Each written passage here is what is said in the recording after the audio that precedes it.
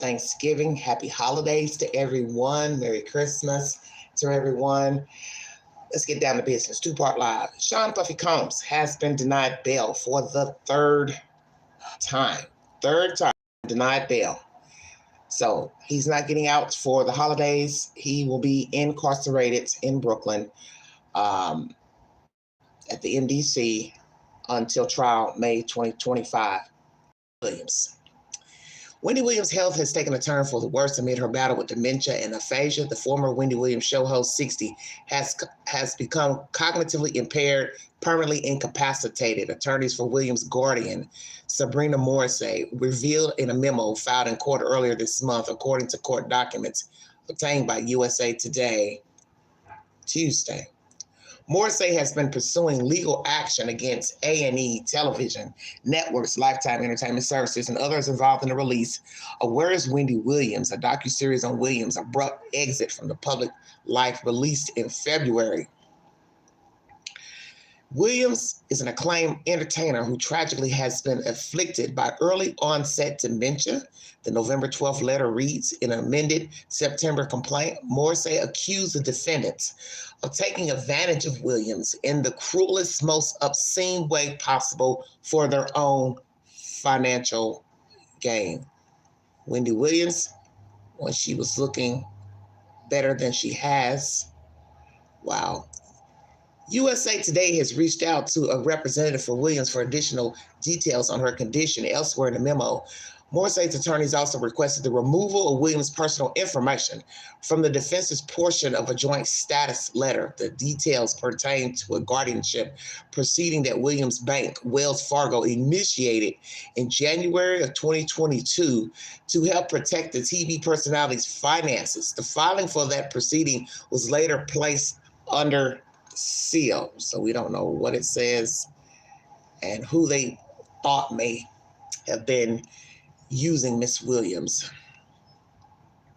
The proposed redactions are very narrowly drawn and do not undermine the public's ability to understand the core facts and legal arguments at issue in this litigation or to otherwise monitor the federal court's execution of their judicial function, Morrissey's attorney argued. Whatever the hell that means. Williams' representatives revealed in February that she was diagnosed with primary progressive aphasia and frontotemporal dementia in 2023. In a follow-up statement to USA Today at the time, they said Williams is able to do herself and was involved in the selection process for her care team. Okay. But I don't think she wanted to go there, so I don't know if we agree with that or not. In a February lawsuit, Morrissey attempted to block Lifetime's broadcast of Where's Wendy Williams, which included footage of the former talk show host and interviews. Morrissey sued for injunction, relief, and a temporary restraining order, both measures that can be used to keep a party from doing a certain action. However, an appellate judge ruled in the TV network's favor, arguing that such a ban would be an impermissible prior restraint on speech that violates the First Amendment of the U.S. Constitution. Okay. Lifetime previously aired a biopic about Williams' life, Wendy Williams, the movie, and a documentary, Wendy Williams, What a Mess, both in 2021. In a statement at the time, the network said the docuseries provides a raw, honest, and unfiltered reality of Wendy's life after she was placed under financial guardianship, shedding light on the vulnerabilities that has turned Wendy into the hot topic herself. Now, one would say that's not a really good topic. Wendy Williams, What a Mess. Why would you title that? That's inflammatory at best. In an amended complaint filed in September, Morrissey claimed he was not capable of consenting to be filmed for the documentary, despite being credited as an executive producer on the project. Additionally, Williams allegedly received around $82,000 for the stomach-turning 4-episode series. This is a paltry sum for the use of highly invasive, humiliating footage that portrayed her in the confusing throes of dementia, while defendants who have profited on the streaming of the program have likely already earned millions, the complaint read. And I won't doubt that they have. In response, Morrissey requested to the court that profits from the documentary go to Williams, as she will need significant funding to provide for proper medical care and supervision for the rest of her life. MSN is the source, and also USA Today. Well, And once again, Sean Puffy Combs. So funny he's right under this article. Who knew that? He's been denied bail for the third time. So he is still incarcerated. Okay. Hello, everybody. Thank you for joining me. Two-part live. Wendy Williams, Sean Puffy Combs. So Morse is the guardian of Wendy Williams, and her claim is that she wasn't in proper shape to give consent to be filmed. Well, what's going to be a problem is if she was under guardianship, somebody would say, well, you all obviously weren't guarding her. You just had her money held up. Come on with it. You know I'm going to preach. You had her money held up. The bank had her money held up. Somebody from the bank or the legal system judge appointed you as the guardian. But after that, Wendy was basically on her own. And we can see that from the documentary. Okay. She was on her own. Sorry about that. She was on her own. She had people driving her around, riding her around the city. She flew out to LA. You can see there, she didn't want to eat her food. Don't know if she ended up eating while they were, trying to, get her to order food for this meeting with the executives and TV programs and whomever.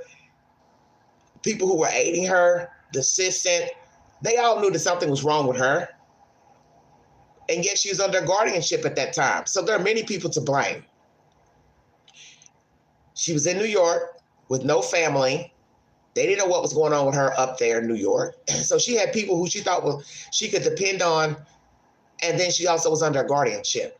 So she was failed. So even going in court trying to argue about A&E taking advantage of her, you are really no different because she still had people in her presence that were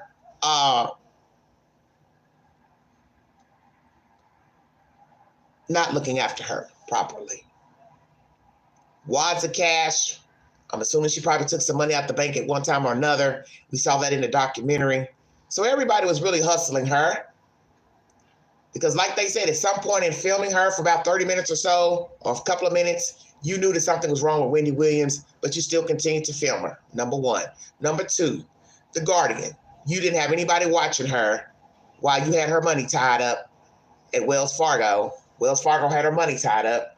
You were appointed the guardian, and yet all these leeches were still in her midst and her company, leeching off her, getting whatever they could get from her. Now, how she was paying them, I don't know, but we did see her have some money on her, a lump sum of money. So I'm assuming maybe she paid them that way, or she had another account perhaps that she had money in and she was writing checks. I'm not really sure. It's all baffling information. And people are going to ask that. Well, how did the assistants and the driver and all these other people, sorry about that. How did these other people get paid? You know what I'm saying? How did these other people get paid? It's all crazy. My screen went blank. Sorry about that. It's just ridiculous. Absolutely ridiculous. Absolutely ridiculous.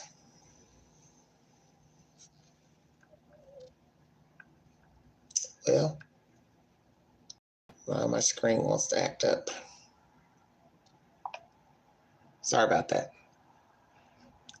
I'm on this other device, this iPad. I rarely use it. More sensitive than my computer. It's messed up. It's absolutely messed up. So these are the questions I have. Will she remain in the facility that she's in? Because we don't even know where she is. We don't know where she was housed. We saw her a few months ago out on the town with her son at an herbal shop in New Jersey. She was with her son. So obviously, this Miss Morrissey thought it was okay for her to finally have some type of connection with her own relatives. So has she seen other relatives, family members, sisters, mother, whomever? Has she seen other relatives? Will she have a legal caregiver? So what are they going to do with her? That's what I'd like to know. What are they going to do with her? Stay in the same facility, number one. Number two, let her go home, but have a caregiver around the clock. 1, 2, 3 caregivers taking care of her. Somebody coming in, checking and monitoring her, making sure she's getting everything she needs, such as toiletries, food, hygiene, clothes wash, so on and so forth. Or will she go to some type of assisted living facility for the wealthy and her money still under guardianship? Those are the questions I have. Will Wendy still have a guardian? Will the guardian pass on guardianship to a relative, her son or another relative? Or she'll remain under guardianship and placed in assisted living?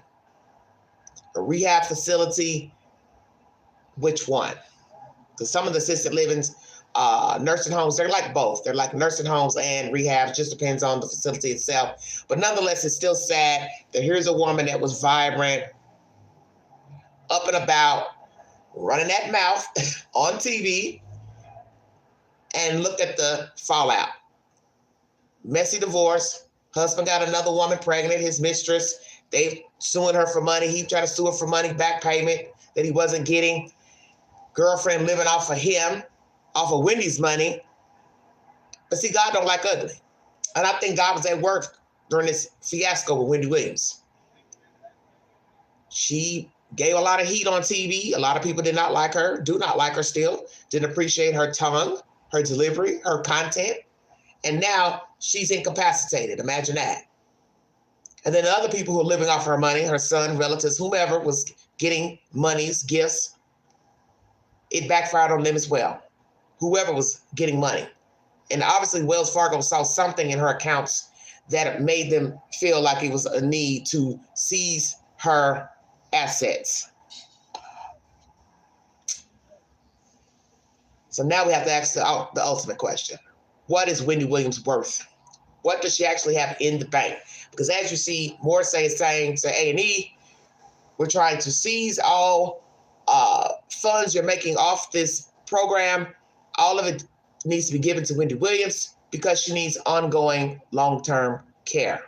Will a judge issue all monies made proceeds from the Wendy Williams documentary and movie to be given to Wendy Williams? That's my commentary. Don't know. Where is she? New York, New Jersey? Will she go into a facility full time? Will she stay in the one that she's in? Because we don't even know where she is. What is her care like now? Is she getting adequate care where she is? See, you don't know anything. I was stunned to see her out with her son months ago, tell you the truth. Oh, I was sorry. This screen keeps blanking out. I was stunned to see her out with her son. I was stunned to see her out with her son. Because I told people, what would be crazy is if we look up and we hear that she's passed away, or you never hear anything from her.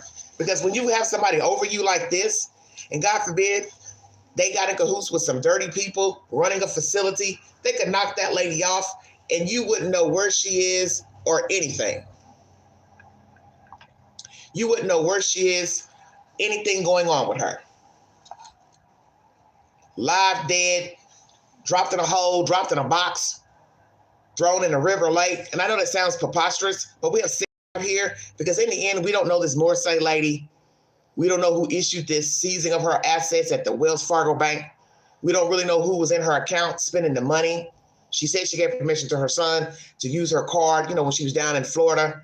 So maybe he was abusing the card. He realized something was wrong with his mother and he was just buying stuff, paying for stuff, things that they probably didn't need. Things they didn't need. And I'm sure the bank was watching the spending and maybe it was more than what she normally spent. So that's why they seized her account, because they are supposed to watch your money, your spending habits. And if they see that you're spending maybe more than what you would normally spend, they have the right to contact you and notify you of the spending on your account or anything they may deem fraudulent.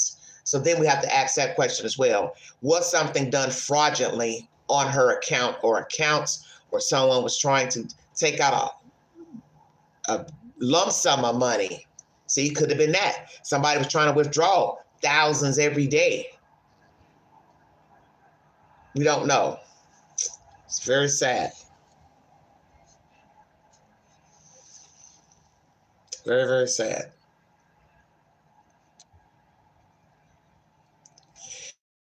Well, everybody, I'm going to check out of here. Happy holidays, everybody. I'll be back later with more stimulating content and commentary.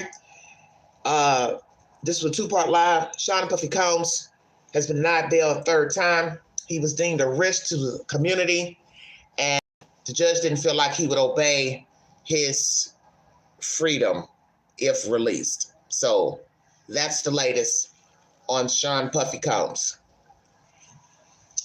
No freedom. He will go to trial May 2025. And the judge made the right decision because he disobeyed everything that's supposed to be ethical by a human being as far as tampering with witnesses, trying to call people, trying to get information.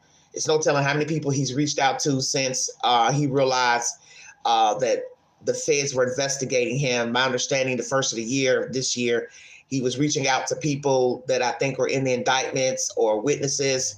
So he has the propensity for witness tampering. He's also done it in jail. He's used other inmates' accounts. They said at least 8 people. He's contacted people that were not on the contact list. So Sean is doing the same thing he was doing when he was out on the street. Finessing and manipulation. And that just goes to show you he's not going to change. He's now a 55-year-old man who still has the same mentality, incarcerated. And that's why I've always said this, and I think most of you know this about people incarcerated. They don't change because they're locked up. They say it all the time. Oh, I'm changed, I'm changed, I'm changed. You're not changed. You're the same person. You've been in there just a few months, and you're still doing the same thing you were doing when you were out here in the street, which is coercion, manipulation, blackmail. And that's probably what he's been doing, trying to reach out to people to tell them don't testify, give a good statement for me on my behalf if they call you into court. He's never going to change. And sadly, like they say, the only time people like this change is when they're incapacitated or they're dead. And that's that. Incapacitated or dead. And we've seen this with the worst of humans. They become humble when they can't move around. They can't jump about. They can't run around. They can't use and manipulate people, beat up on people, drag people around, drug them, sexually assault them, use them, manipulate them because they're probably wheelchair bound, bed bound, dementia. And some people might say, hey, that's their payback. That's their payback for living a horrible life, mistreating people. You're entitled to your opinion. Like, share, subscribe, drop your comments below. Follow the Queen on Newsbreak, where I give similar commentary on breaking news. And if you'd like to donate to this great network, $Big Angie, 129 Cash App. Two-part live. Sean Puffy Combs denied bail for the third time. And Wendy Williams has been deemed permanently incapacitated by her guardian, Miss Morrissey. Will she get a chance to live on her own with a caregiver or family members? Will Miss Morrissey give her family guardianship? Will we ever find out how much money she's worth, how much money she has in the bank? And will A&E have to fork over all funds made from the documentaries and movies to Wendy Williams in a court of law? That is what Morrissey is suing the networks and all parties involved in filming Wendy Williams. Is for fraud and taking advantage of her. And do you believe she was taken advantage of by these networks? And also, where are the people who were aiding her and taking care of her when she was in New York? Where are those people? And what is going to become of Wendy Williams? I don't know. We will see. Thank you so much for your time. God bless you. Happy Black Friday. Go out there and get those deals. Be aware of your surroundings, though. Be safe in your shopping. Be careful what you post on social media. And don't put any boxes outside your house so people won't know, what you've purchased. Be careful shopping late at night, in the dark. Just be careful of your surroundings. What happens to you while you're out here shopping this Christmas season. And be careful who you let in your house. Make sure you're dealing with the actual delivery person if something needs to be brought inside. If you're not going to be home, make sure you get somebody to pick up your parcels and packages to be delivered at your apartment or your home. And just be aware of your faculties, because this is the season for piracy and watching people, stalking people, going to their cars during the day, at night. This is that season. People do it anyway, but you just need to be aware. And if you're afraid to shop at night, take somebody with you to go shopping. If you're going to be loading your car down, go to your car. Maybe take some of those parcels home, then go back out to the store. You just want to be careful. Thank you for your time. You have been listening to The Vault Excel. Happy holidays.